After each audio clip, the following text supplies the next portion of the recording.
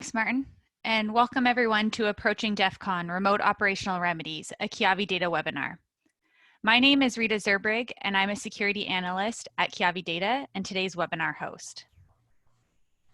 Oops. Today, Elliot Lewis joins us, our CEO of Keyavi Data, and we're going to have a conversation with the attendees about how we can address the paradigm shift and adapt to this new normal we're all experiencing. Welcome, Elliot, to today's conversation. Thank you for joining. Thank you, Rita. Looking forward to the conversation. Thanks. For a little bit of background, Elliot has over 30 years of cybersecurity industry leadership experience and has held numerous roles at Fortune 100 companies.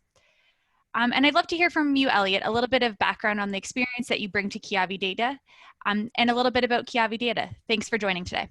Absolutely. So welcome, everybody. Thank you for joining us this morning. And to give you an idea of my background and what we're doing at Keyavi, I've been working in the cybersecurity technology space for almost 30 years now. I did a lot of work with the military and the government before I went on to Microsoft, where I ran the network security division of Windows, which included all the VPN and IPsec and PKI code, as well as all the firewall operations and controls for all those pieces of Windows, and then moved on within Microsoft to be the chief security architect of the Security Center of Excellence for the Office of the CTO, where we protected Microsoft itself.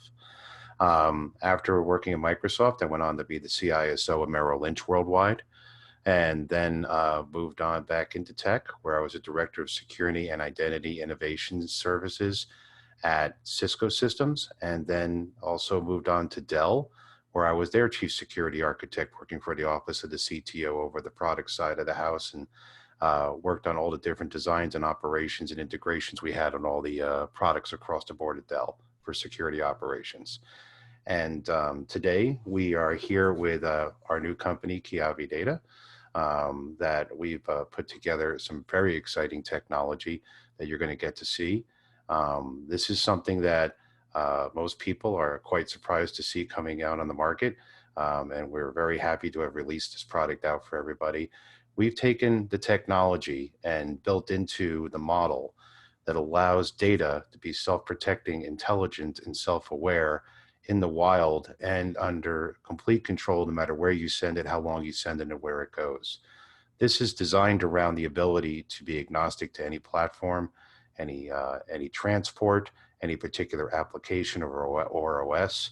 It's designed to be programmatic as well as application enhanced to either be put into anybody's software platforms, or we have complete integration into all the OSs and the Office suite already as well. And we're going to be going into a little bit more detail about Keyavi in a few moments. But first, let's talk about the topic at hand we're here to speak to today. That's great. Thanks, Elliot. As you mentioned, what we're hoping to talk about today is what IT leaders and security leaders need to do to deal with today's crisis and the remote workforce. Then we'll move on to some self-protecting data demonstrations and show how our product can help with that remote workforce. But we want to make sure that we leave enough time at the end for any questions that anyone who's attending today's webinar has. So please feel free to add those into the chat, as Martin mentioned earlier, and we'll have those conversations at the end of today's webinar. But to begin, Elliot, I want to have a bit of a conversation about what your experience has brought to Keyavi and what you're seeing organizations deal with. So most organizations are having to deal with presenting to the board. If you were having to present to your board of directors or your C-suite today, what would your messaging be to them? That's a great question. And when we look at what the current situation is about how operations work and how we're looking at the crisis today that that COVID-19 has brought to the play, and we're looking across what has happened over the last couple of months, this has been a complete disruption to everybody's normal business plans, obviously. It's a complete shift in operations, a complete shift in threat models. Normally, when you have a good security operation and control set, many times people may have had a pandemic plan or in a complete outage plan after 2001 or potentially other events way in the past.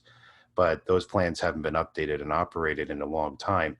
So we look at what happened over the last 2 months when talking to all of our clients and all of our customers and what would be the consensus about how this whole thing unfolded. At the very beginning, when there was an immediate response to send all employees home to their home offices, this was a complete paradigm shift for everybody. And what everyone fell back to was, one, let's empty the offices to get people safe. And then let's go on to technologies that we have for remote connectivity and remote workers that we've already set up to allow them to access the operations of the company.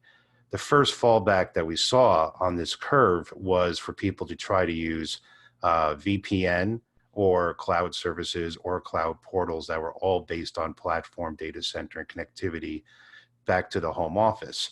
The problem that we immediately ran into as an industry was that any kind of VPN design that was done or any kind of connectivity design that was done for remote workforce had been anticipated and designed for about 15% of any company's workforce of concurrent users. 15%, not 100%. And even though people tried to, over the next couple of weeks and into February, March, try to augment that by buying more VPN capability or trying to buy different kinds of solution sets or implement more solution sets to deal with the gap, the circuitry, the internet connectivity, the DMARC connectivity, the concentrator connectivity for firewall endpoints, the capacity to be even running these things was still designed for about 15% on average of a remote workforce. So what we then saw was companies shifting their next focus from trying to solve this from a pure technical push play of VPN clients and concentration and such to only selected users and only critical users allowed to be on that remote connectivity solution and only allowed to do certain actions. Many weren't allowed to use video, large file streaming, large connectivity controls, and because it would just choke up the bandwidth and everything would slow down. So we saw a situation where classic, previously designed for a certain segment of workforce solution sets like VPN, like remote access, like portal capabilities, being choked up because they couldn't deal with the idea of 100%. So now we have to go back to the board and we have to go back to the business owners and say, how are we going to deal with this problem? What is the next step? We have a minimal number of users that can work. We have limited capacity for operations. And now we have to figure out how we're going to augment this and extend this capability on solutions that clearly weren't designed to deal with this kind of level of remote access and control. What's more, we also have to report on, are our systems safe and is our data safe just because we use these solutions? And the rationalization started coming into play of, just because we had a virtual private network circuit that connected safely from a home office to the corporation, that didn't mean that any of the data itself was safe. It just meant the connection was created. And that actually caused more exposure because now the realization kicked in that we're connecting to many people's home offices, home networks, private devices, all kinds of solution sets that are tied onto those home networks with no visibility, no control, and no capability to manage or even have insight into where that VPN was opening up a hole to. So people started to pull this back because they realized they weren't getting visibility into what was happening to their data. So when we looked at network-based solutions and platform-based solutions, the rationalization started to kick in about how long-term these solutions are not going to be able to solve the problem of an extended remote workforce problem without a clear target date in mind, and business plans had to shift. So we now have to report back out to the board of directors. Yeah, so to your point, there's obviously a lot of challenges here that organizations are facing, and you still have to communicate with your board. So I've heard you mention before some strategic ways to communicate with your board during normal operations. I'm wondering if you can go through what are the 3 questions that you think the board or the C-suite is going to ask you as an IT leader? Absolutely. So In normal circumstances, when the CISO and security team have to report out to the board, and I've done a lot of coaching in my career for CISOs and different kinds of heads of IT security about how to go into a boardroom, how to go into a C-suite room, and be effective in presenting the situation and helping that board make critical decisions about how you're going to move forward with security. And it always boils down to three basic questions that you can put all of your data, all of your operations, and all of your backup behind, but it boils it down to something that that boardroom and that C-suite can understand and can figure out how to work with the business and what they need to do with you as the security executive to move forward with that business.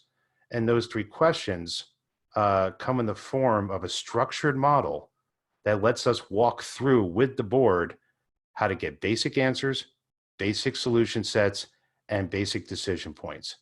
The first question is, are we secure, and how do we know under our current situation?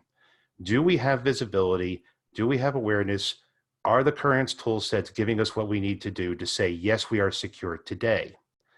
The second question is, are we going to be secure based on the business plans of the people in this room moving forward for the next 3 months, 6 months, 12 months, 2 years?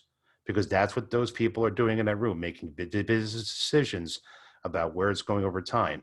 So how are we secure now? And are we going to be secure based on the business plans you have? And finally, do I have enough resources, technology, and people to keep that level of security up as we grow and as we maintain and as we maneuver as a business? A lot of times we see a lot of presentations for this kind of level where people walk in the room with all kinds of statistics and numbers and controls that they want to present about everything that's happening. These are the three basic questions that that room needs to know. And all of that data can be backed and pulled into how to visualize and impact, how to influence the board, how to help them understand where we're going, how we're doing things. Now, that being said, in the case of remote workforce and COVID, we need to modify these three questions because you're having emergency situations where they're pulling you into that room now, and you need to be able to answer these three questions specifically. Are we remotely operational? And how do we know? And the word operational means a lot of things. It can mean how is the business flowing? Do we have critical assets in play? Are people able to work? Are we able to run all of our revenue functions? So on and so forth. Are we remotely operational today? And how do we know that? The second question modifies to, are we going to be remotely operational based on the upcoming business plans? And again, this is an interesting situation because with a lot of uncertainty, we aren't sure when the company is going to go back to its current proper state, or if it even will 100%. And how are we going to modify as we go, as we see how the new remote workforce situation maintains, becomes part of mainstay, if we keep our commercial real estate leases, if we keep our remote workforce working in different ways and how we're doing tools. And based on those two questions, what are the resources and planning we need to do to get to the level of security where we feel that we're operational, we're secure, and our new operational model will maintain its security on the threat levels we have today. So we go from a static corporate view to specifically in these conversations over the last month or two, how are we looking at the remote workforce situation, how we're going to modify our business over time to maintain that capability, and how long will we have to maintain it, and what portion of the business will stay in that kind of a mode moving forward. This is all really interesting. And it sounds like the board is going to ask specific questions related to security that, again, tie back to the issue with the remote workforce. I'm wondering if you could go into a bit of detail about how Keyavi protects data for the remote workforce and what that looks like. Absolutely. And this is where we get into the paradigm shift that we're seeing and how people are going to operate and work. One of the things we have to look at is not only what COVID has done, but also what all the new technology and transformation we've seen over the last few years has done. And when you have differences in platforms, devices, corporate owned versus private owned, you now have remote workforce connectivity to unknown networks and controls and sets. The only thing that's consistent across all of these issues, all these changes, are the data and the people that work and create with that data. Everything else is amorphous and changing. So what we've done at Keyavi is we've actually taken data and we put the security, all the security operations and intelligence to protect data into the data itself at the data level. This allows us to make the data intelligent, self-aware, and self-protecting. So what does that mean? It means that in today's world, when you have data exfiltrated, or if you share data intentionally or unintentionally, or anytime data leaves your control, it is currently out of your control with no visibility, control, and capabilities whatsoever to protect itself. With the technology that Keyavi has brought to the market, we now infuse into every piece of data individually the ability to have multiple layers of encryption, and within that multiple layers of encryption, intelligence to allow it to say when someone tries to access it, who are you? Where am I? What device is this? Why did I ever leave Elliot's office? I'm geosensitive aware. I'm able to take all these parameters and put them into complex policies that my owner has designed to say where I'm allowed to be, with who, at what time, under what conditions, on what devices. And it's embedded in the data itself. And what's more, now that we are able to have data make these kinds of controls and capabilities, we have the ability in the future to be able to affect data even though it's left our control. So let's say Rita and I are doing a business deal and she sends me a pile of sensitive intellectual property. And then 2 weeks later, she decides, I don't want Elliot to have that data anymore. In today's world, she would have to ask me to delete the data and hope that I do so. With Keyavi technology built into data, no matter where I stored it, no matter how many copies I made, no matter how long it's been out there, Rita only has to open up her laptop and cell phone, hit a button, and change the policy that she gave for the data she gave me. And when I try to access that data again, it's going to say, Rita has given us a different policy. You no longer have access. What's more, the data has the ability to be self-reporting and record all possession, custody, and control forensics and information and send it back to its owner. And as you can see here on the screen, this is an actual copy of our dashboard of data we sent around the world that was geofenced to the United States. And when it was sent around the world and it was tried to be opened under improper means, you're seeing the data report back within 30 seconds of attempt. Here's where I am. Here's the policy violation. I remained encrypted and safe, but here's who has me, what network, what device, what user, and I've kept myself under control, and here's all my reporting. So we have all that capability, and now we're bringing that into play. And we also have the ability to do this on Windows, Mac, iOS, Android, and all Office suites. So you've told me before, Elliot, that a lot of people find this really hard to believe. So let's go to sharing the 3-minute demo of our product, and then we can show everyone. Absolutely. That's usually the first reaction. That's not possible. You can't make data self-protecting. We'd like to show this to you now. So here's a demonstration of it working in full capacity.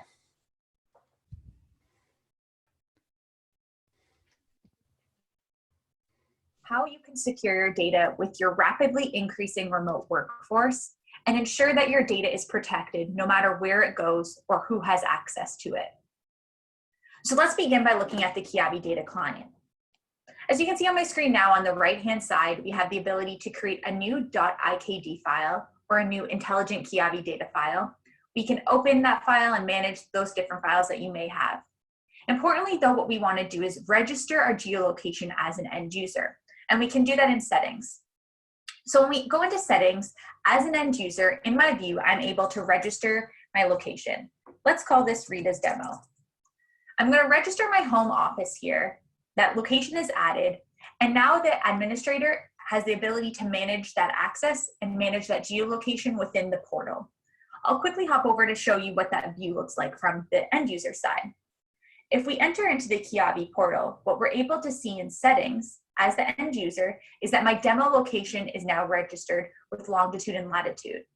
What this means is that I can share data with other users who have authorized my home office location, and that location is not only registered, but it allows for that sharing to occur. Let's go back though and look at the portal and the client and some of the other features that we have. We want to create a new IKD file.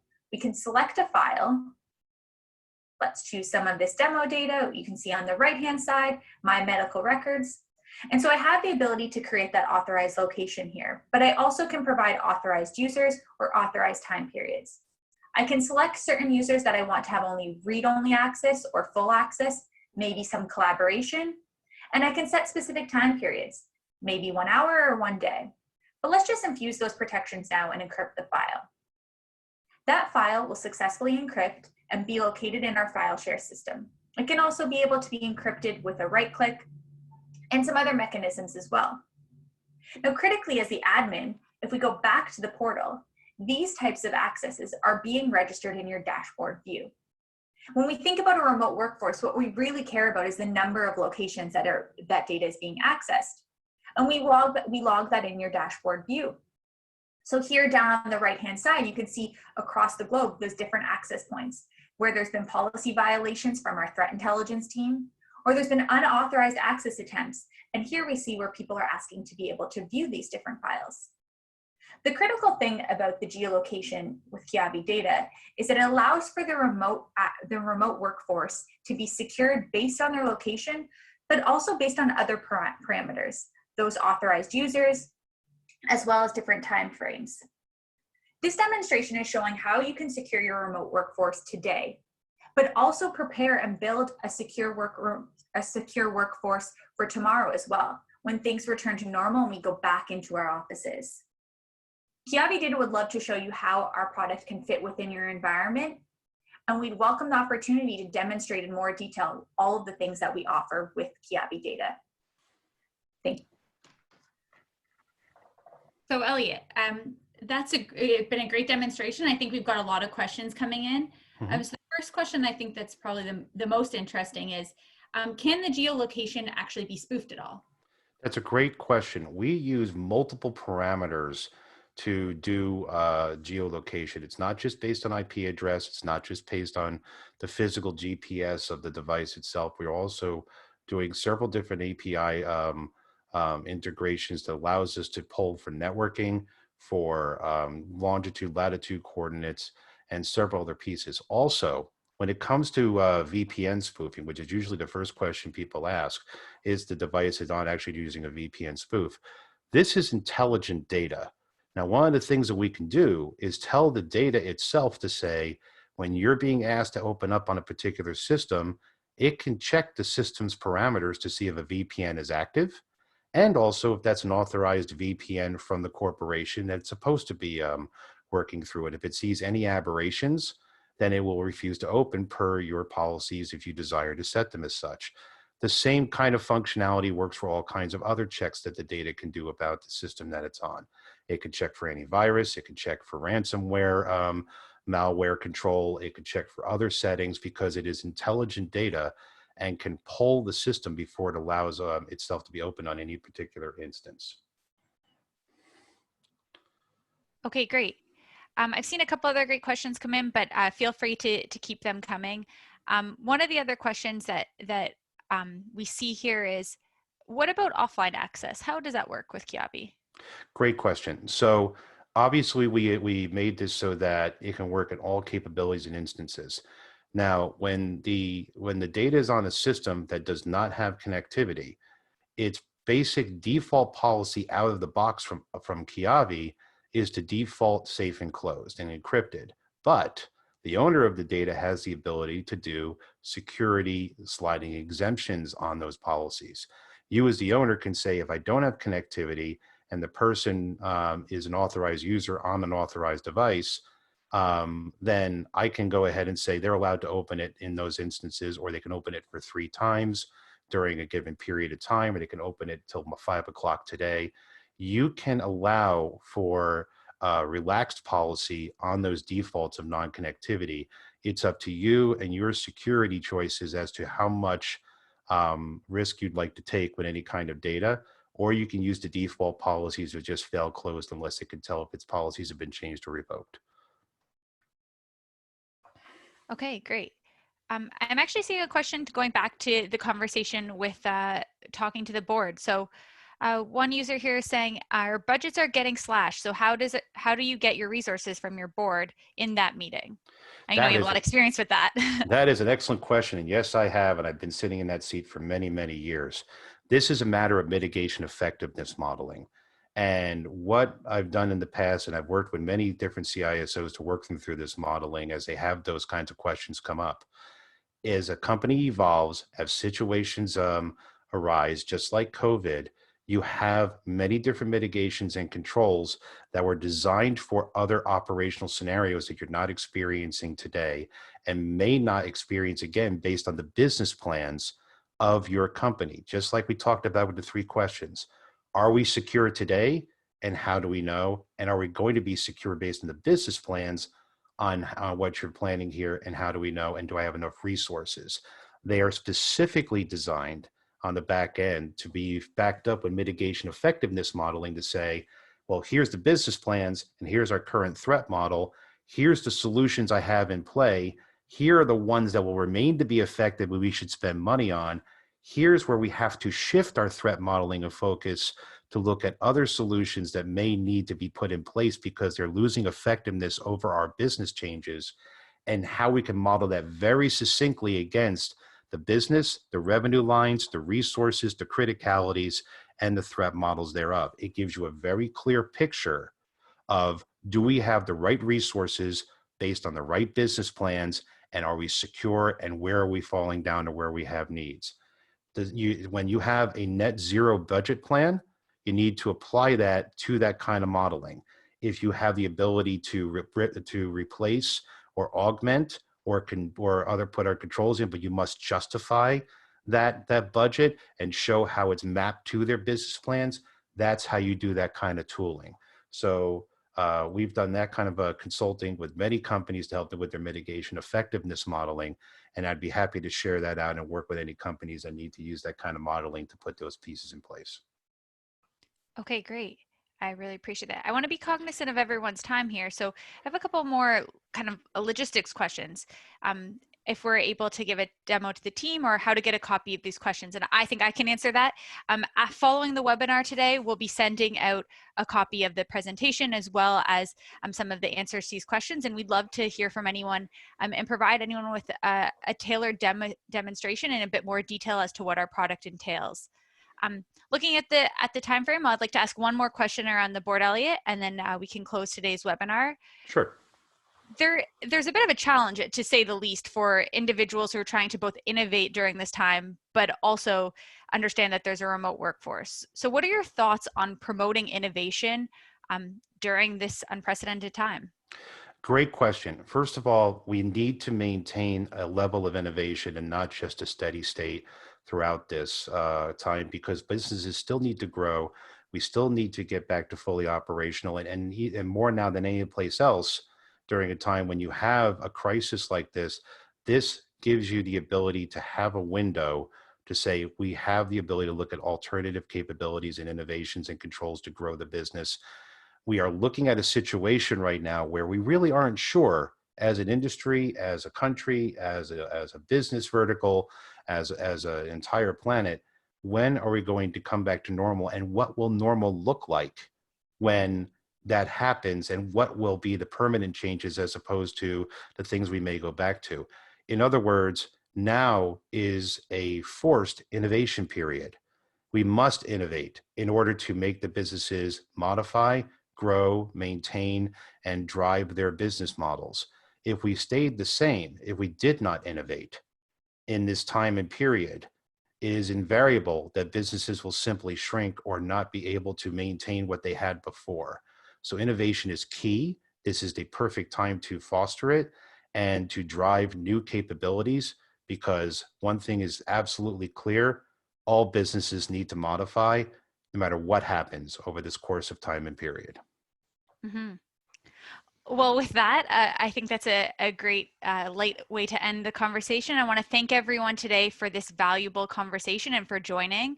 And we hope that you got a lot out of this. I know I definitely did. If you'd like to learn more about Keyavi, we can be reached at info@keyavidata.com. And as I mentioned earlier, we'll share these resources with you after today's webinar. Thank you all for joining today.